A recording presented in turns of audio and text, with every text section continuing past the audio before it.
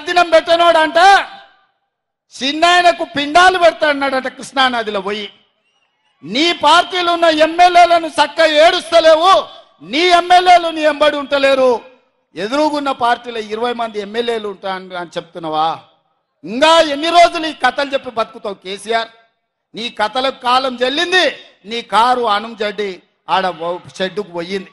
అందుకే మిత్రులారా, నరేంద్ర మోడీని చూసినాం, చంద్రశేఖరరావుని చూసినాం, ఢిల్లీలో మోడీని చూసినాం, గల్లీలో కేడీని చూసినాం. మొన్న డిసెంబర్లో కేడీని బొందబెట్టిండ్రు. ఈసారి మోడీని ఓడగొట్టి పాలమూరు పౌరుషాన్ని చూపించాలని చెప్పి మా మిత్రులందరికీ నేను విజ్ఞప్తి చేస్తున్నా. ఈ జిల్లా నుంచి ముఖ్యంగా ఇవాళ మనల్ని దొంగ దెబ్బది ఇవ్వాలని బీజేపీ వాళ్ళు బీఆర్ఎస్ వాళ్ళు ఒక్కటయ్యి మన వెనకంగా కుట్రలు చేస్తుండ్రు. అప్రమత్తంగా ఉండండి. మనం ఎట్లా గెలుస్తాం? 7 మంది ఎమ్మెల్యేలు ఉండ్రు, జిల్లాలో 12 మంది ఎమ్మెల్యేలు ఉండ్రు.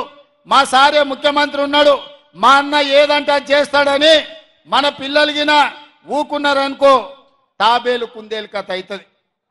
కుందేలు లెస్స ఉరుకుతుందా అని తాబేలుతో పోటీ పెడితే కుందేలు పోయి మంచిగా చెట్టు నీడ చూసుకొని నిద్రపోయిందంట. తాబేలు ఆగకుండా నడుచుకుంటా ముందరికి పోయి తాబేలు గెలిచిందని చెప్పారట.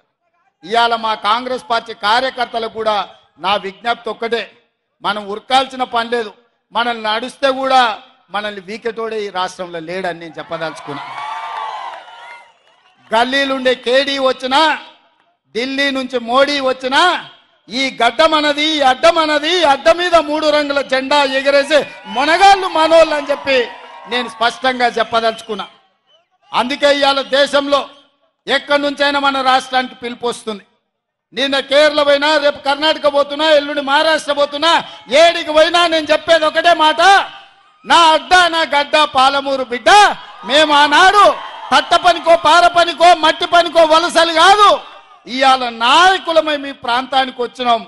ఇవాళ నాయకులమై రాష్ట్రంలోనే కాదు దేశంలోనే మా గౌరవాన్ని తలెత్తుకునేటట్టు చేసినామని చెప్పి ఇవాళ మన పౌరుషాన్ని మనం ప్రదర్శిస్తున్నాం మిత్రులారా. అందుకే సోదరులారా, నా తెలుసు మీ కడుపులో ఆకలి అవుతుంది, మంటలేస్తుంది, నెత్తి మీద మాడ వలిగినట్టు ఉంది.